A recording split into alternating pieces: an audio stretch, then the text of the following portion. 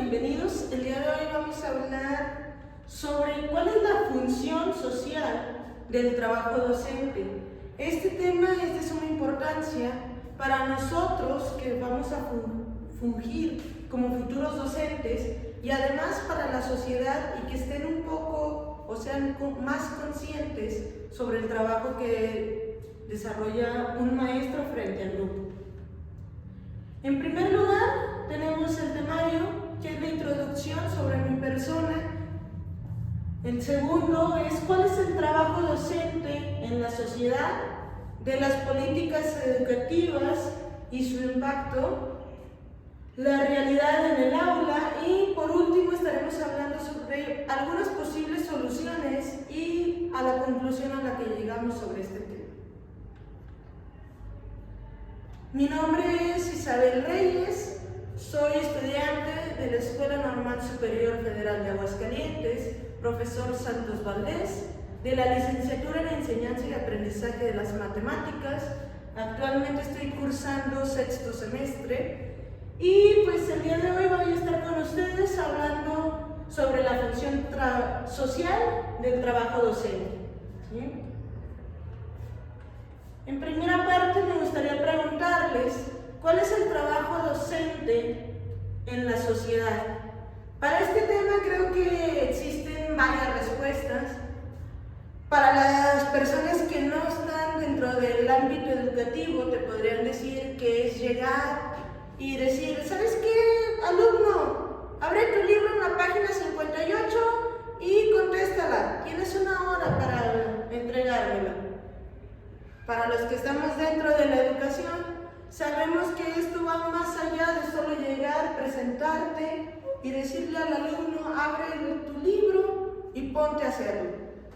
Nosotros, nuestra misión es transmitir conocimientos a los alumnos, hacerlos que piensen, formarlos como ciudadanos que tengan valores, derechos, que sepan expresarse y desarrollen su pensamiento crítico, el cual les ayudará a saber cómo solucionar esos problemas que se enfrentan en el día a día.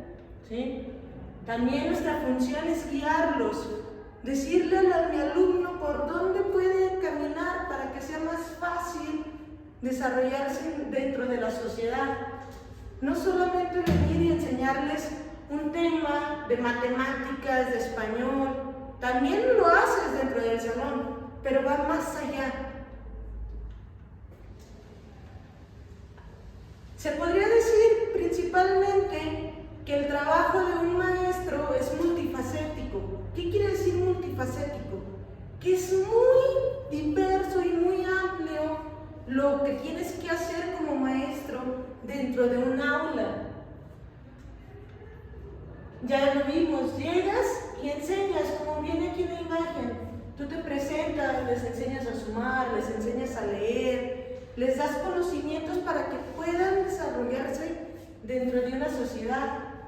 Pero no solamente haces eso, llegas y también trabajas con sus emociones.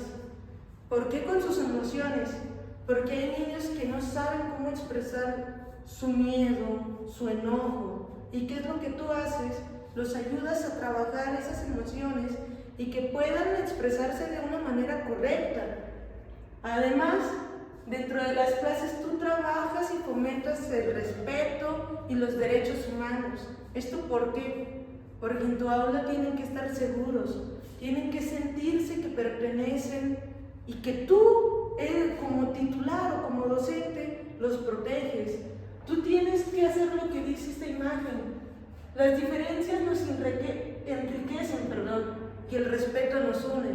¿Qué quiere decir? Que yo conozco a mis alumnos y sé que todos son diferentes, pero cuando todos estamos juntos, todos trabajamos por un bien en común y todos nos vamos a respetar porque todos conocemos nuestro valor y sabemos que Marianita es importante en mi vida porque me va a ayudar o porque es buena dibujando y Kevin es bueno para matemáticas y entre ellos los voy a juntar para desarrollar un proyecto el cual cada uno va a demostrar sus habilidades y esto me lleva a incluirlos que se sientan parte de, y además que trabajen juntos. Como ya lo mencionamos, un maestro tiene que ser investigador. Nunca dejas de investigar, siempre te estás actualizando, buscando maneras de cómo hacer tus clases más llamativas, de cómo decirle al alumno, mostrar ese entusiasmo por lo que tú estás haciendo.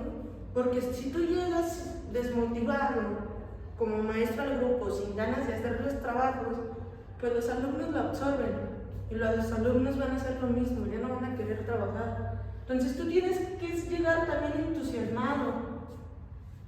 Es el principal activador del aprendizaje. Tú estás fomentando para que los alumnos aprendan. Además, eres el responsable.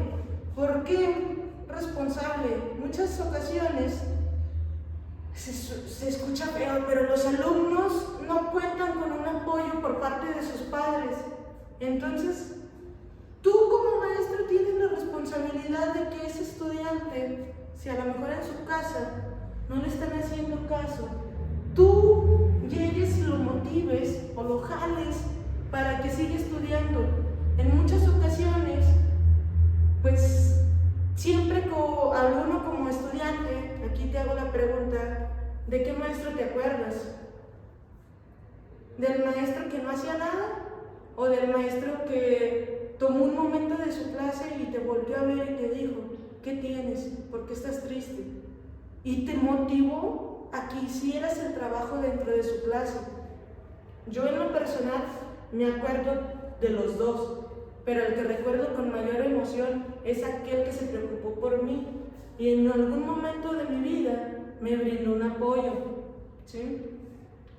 Otro es el cambio.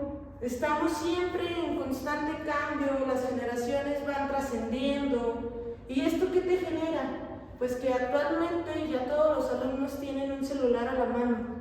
Tú no puedes presentar tus clases no haciendo uso de la tecnología, o a lo mejor sí lo puedes hacer, pero tienes también que adaptarte a cómo las generaciones van cambiando. Si utilizan el celular, yo como maestro, ¿cómo puedo adaptar mis clases utilizando el celular para llamar la atención o atraer la atención de los alumnos? O incluso muchas veces hablamos de innovación, pero la innovación no solamente es utilizar la tecnología. Ahorita, en pleno siglo XXI, la innovación también se da regresando a lo que estaba anteriormente, utilizando estrategias, se podrían decir obsoletas, pero no son obsoletas, sino simplemente ya se dejaron de utilizar, pero cuando tú las vuelves a emplear dentro de un salón, vuelven a funcionar. ¿Por qué? Porque es algo diferente para los alumnos. A lo mejor ya todos saben trabajar con una computadora, con un celular, pero si tú les llevas una actividad que pueden hacer con un papel, con un lápiz, incluso puedes atraer más su atención dependiendo de cómo apliques esta estrategia, ¿sí?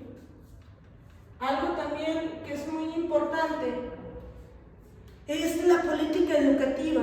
Sabemos que cada sexenio se cambia de presidente de la República y este cambio, pues, ¿qué implica? Nuevos métodos de enseñanza, nuevos planes de estudio, toda la política en cada sexenio que entra en labor trae nuevas ideas. Y estas nuevas ideas siempre afectan en el ámbito educativo, en el ámbito empresarial, porque son ideas que traen. Hablando de educación, pues desde el primer presidente de México hasta la actualidad, la política educativa ha cambiado. ¿Ustedes saben cuántos presidentes ha tenido México? ¿Cuántos cambios políticos ha habido? Según datos, dicen que en México ha tenido alrededor de 60 presidentes. Esto contando solamente algunos, como tal, no viene un registro porque hay algunas fechas en las que estuvieron más tiempo, como Porfirio Díaz, o que estuvieron menos tiempo del que estaban, y hubo algunos cambios. Pero cuando hablamos de 60 presidentes, pues imagínense todos los cambios que hubo dentro de la política educativa. Son muchos o son varios. Algunos de los más importantes que consideramos son Benito Juárez, que fue el primero que hizo la separación del Estado y la Iglesia. ¿Qué quiere decir con esto? Que separó, hizo que la escuela fuera laica, Dejó a un lado todo lo que tiene que ver relacionado a la Iglesia, y también puso como ley que la educación primaria fuera obligatoria. Aquí viene la imagen. En segundo lugar tenemos a Porfirio Díaz, que fue el encargado de crear nuevas escuelas tanto en lo rural, en lo urbano. Su desarrollo dentro de su periodo invirtió dinero para la creación de nuevas escuelas, y además fue el primero de los que creó las reformas educativas, ¿sí? En tercer lugar tenemos a Adolfo López Mateos. Él hizo la ampliación de la educación secundaria.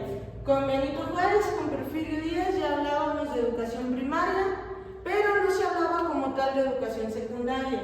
Adolfo López Mateos la implementó para que fuera obligatoria.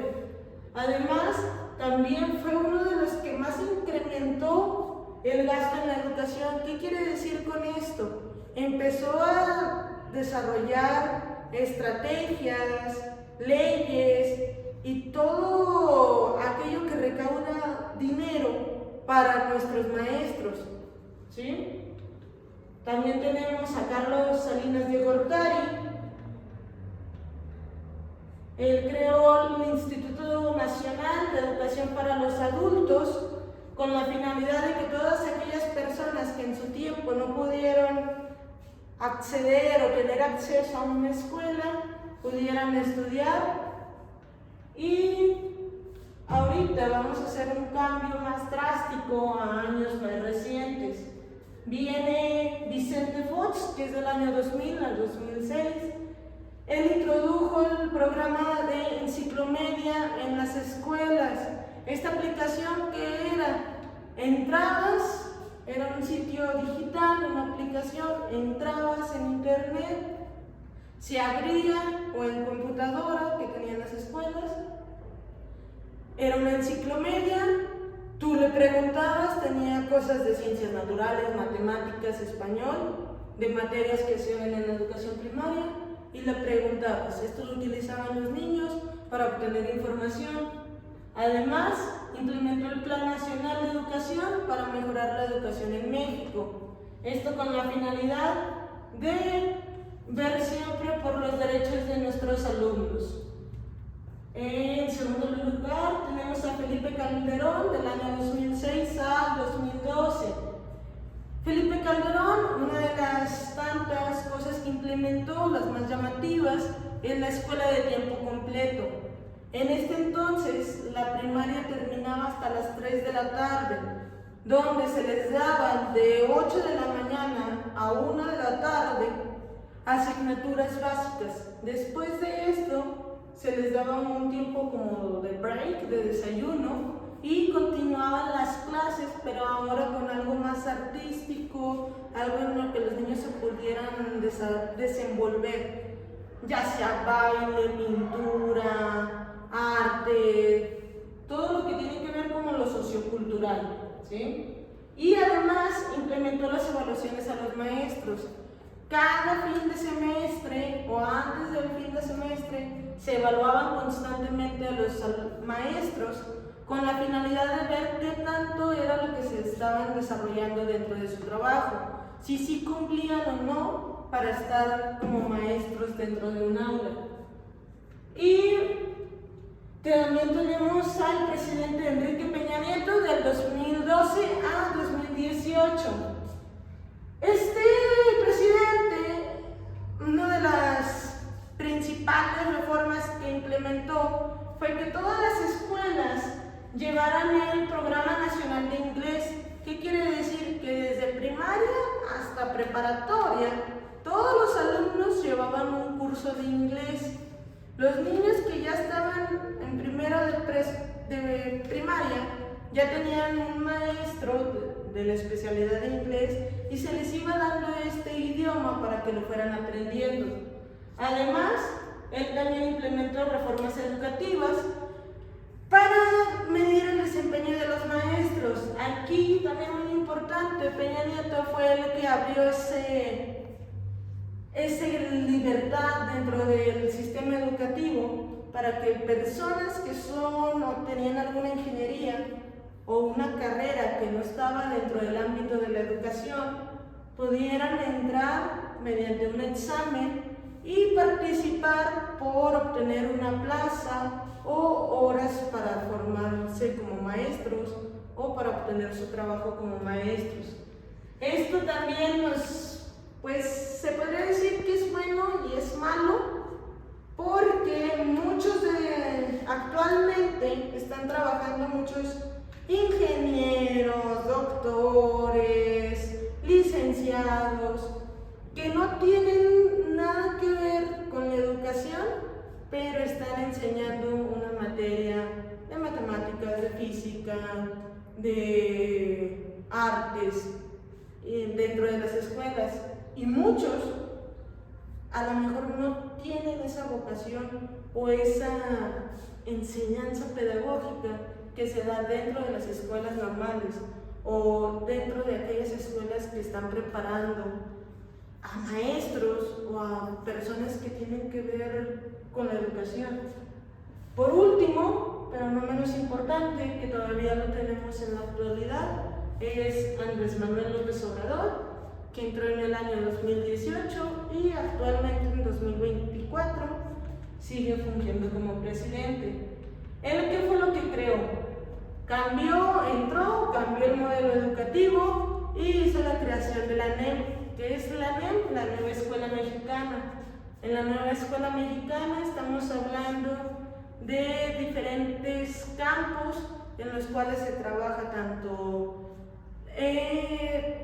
lo sociocultural, la inclusión, lo que tiene que ver el respeto con la biodiversidad, y además también AMLO o el presidente principalmente lo que hizo fue lanzar programas de apoyo. ¿Apoyo a qué? Apoyo a los estudiantes con becas.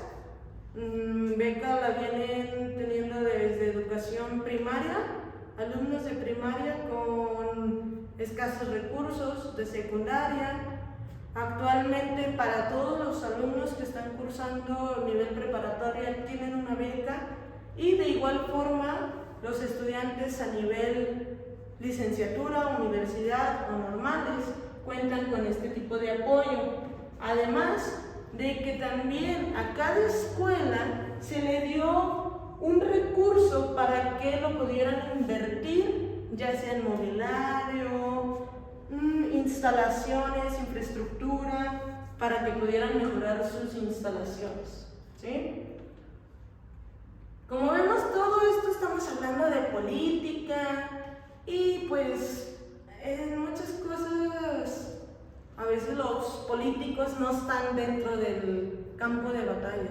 Todos sabemos que como maestros, pues sí, el plan de estudios me dice una cosa, pero la realidad que se vive dentro de nuestras aulas es otra. ¿Qué es lo que pasa o a qué se enfrentan los maestros de México? Lamentablemente estamos en un México donde los desafíos son muy complejos, afectan tanto la calidad de vida de nuestros estudiantes como la de nosotros. Tenemos infraestructura deficiente dentro de los salones. Como maestros, en ocasiones se tiene una sobrecarga de trabajo por todo lo que te piden: evaluaciones, planeaciones, entregar proyectos, ahorita con la nueva escuela. juntarte con alguna otra materia para trabajar a la par con los proyectos. Y además de todo esto, pues son todas aquellas desigualdades que se enfrentan en el día a día, ¿sí? Estamos trabajando tanto con alumnos, maestros, directivos, padres de familia y pues en general con la sociedad, que en muchas ocasiones no están de acuerdo con el trabajo que hacen los maestros. Actualmente estamos saliendo de una pandemia, se podría decir, 2020-2021 vivimos la pandemia. ¿Y esto qué nos hizo darnos cuenta? Pues es muy lamentable la situación que tiene México. Existen los dos extremos completamente.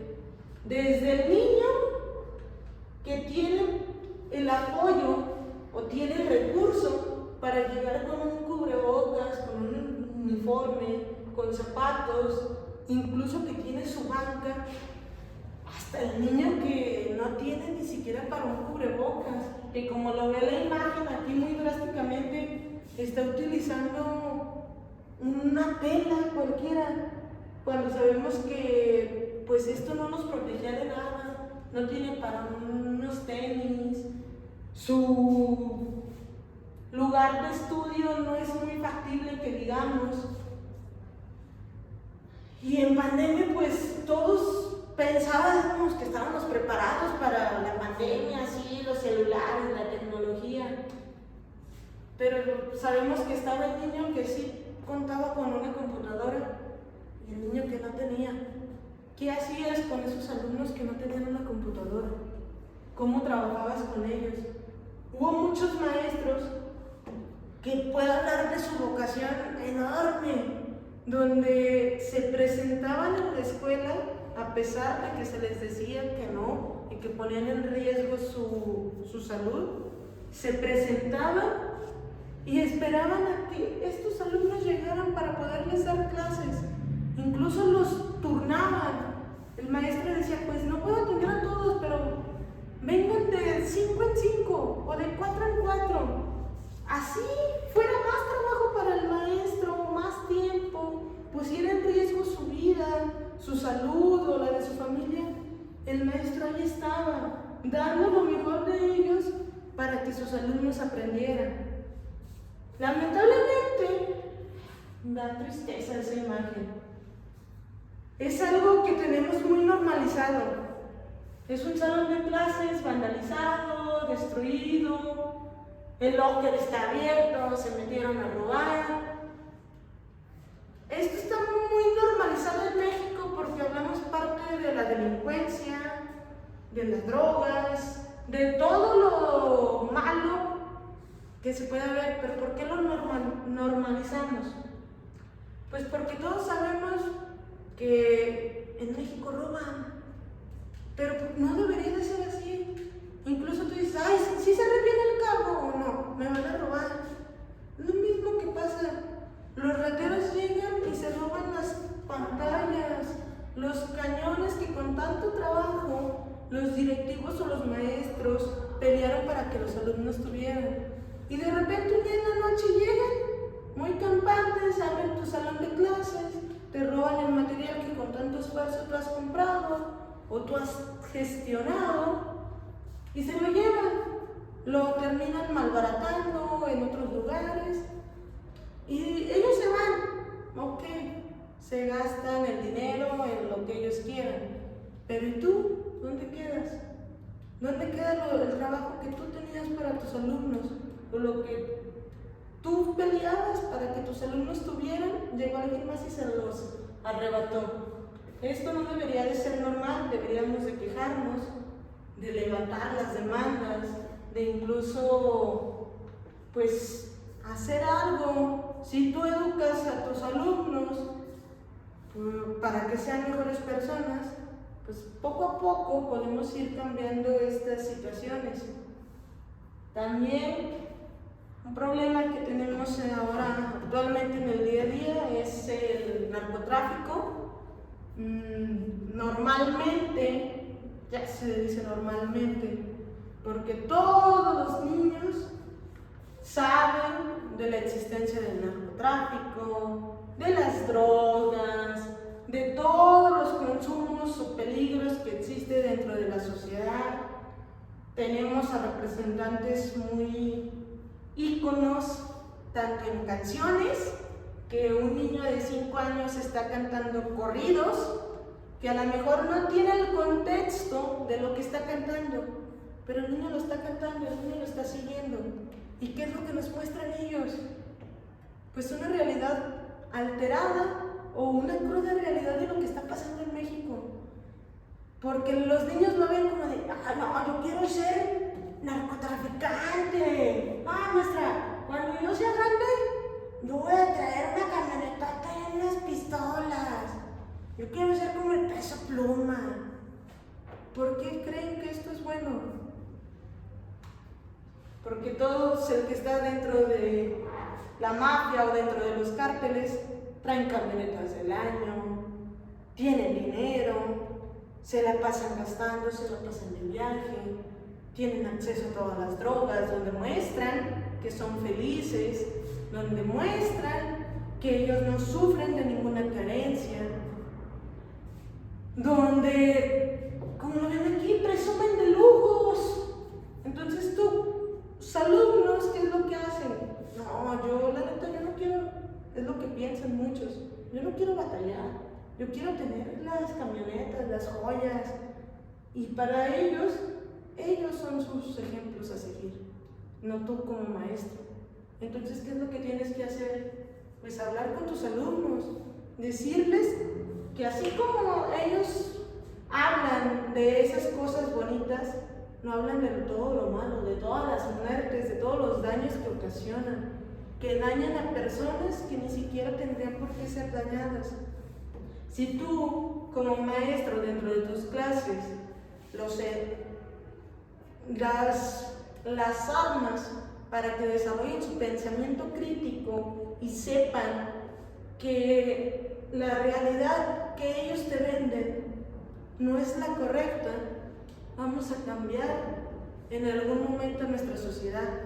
¿Por qué? Porque todos esos alumnos van a decir, no, yo no quiero ser narco, yo sí quiero estudiar para tener una vida digna y ganarme el dinero de una manera honrada, como es lo que tendría que hacerse en el día a día, ¿sí? Aquí, pues, desde mi punto de vista, creo que estas serían algunas de las posibles soluciones, o no soluciones, sino maneras en las que tú puedes resolver estos conflictos. En primera parte, pondría como primordial el autocuidado. ¿Por qué el autocuidado? Porque tienes que ponerte tú como tu maestro en primer lugar. Si tú como maestro te encuentras bien emocionalmente, físicamente, mentalmente, ya ganamos. ¿Por qué ya ganamos? Porque tú estás bien para poder hacer o para poder ayudar a tus alumnos. Si tú no estás bien, no puedes ayudar a alguien más. Primero tienes que estar bien tú, ¿sí? Algo que tenemos que estar en constante capacitación. ¿Por qué en constante capacitación?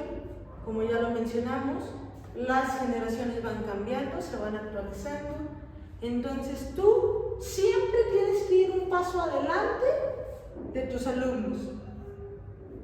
Tienes que saber más sobre tecnología, tienes que saber más sobre el tema que vas a dar, tienes que saber más sobre cosas que pasan en la sociedad, sobre contextos, sobre historia, para que tú puedas enseñar o transmitir a tus alumnos. Otro, como ya fomentar la innovación. Ya hablamos que no, cuando decimos innovación, no es solamente el uso de tecnología, es implementar estrategias que te ayuden a ti como maestro a dar tu clase y que a los alumnos les funcione, ¿sí? Aquí este punto se me hace muy importante, involucrar a la comunidad en el proceso educativo.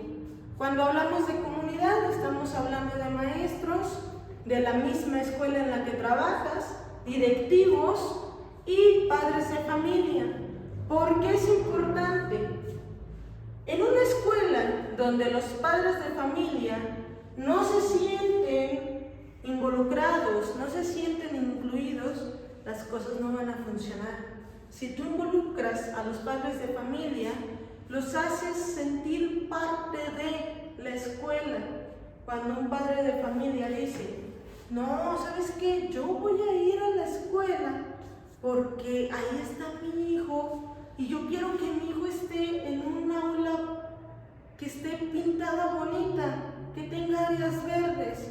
Ellos se involucran y se preocupan por dónde van a estar estudiando sus hijos, ¿sí? Fomentar la pasión por enseñar. Si tú no tienes pasión por estar frente a un aula, frente a un grupo, más de 30 alumnos, pues tus alumnos te van a ver y van a saber que tú ni siquiera quieres estar aquí. Y así como tú no quieres estar aquí, pues ellos menos.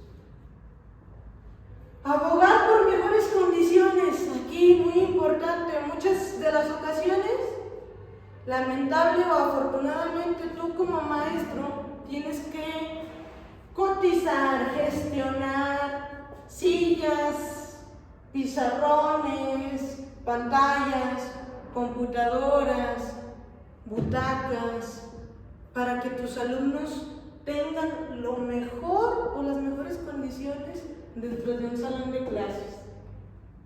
Y por último, pero no menos importante, celebrar los logros. ¿Por qué celebrar los logros? Muchas ocasiones, ¿qué es lo que pasa? Tú dices o haces todo lo posible para que tu salón esté bonito, pero nadie te dice, oye, tu salón está bien chido adornado, ¿cómo lo hiciste? Nadie llega de externo a decirte, felicidades, estás haciendo un buen trabajo.